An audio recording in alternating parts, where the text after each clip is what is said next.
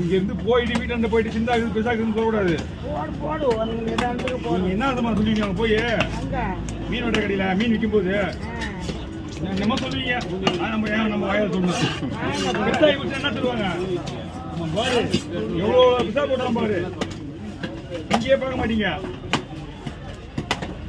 ஒரு மீன் தவறாம உங்க கையில போட்டுதான் வெளியே உள்ள போகுது.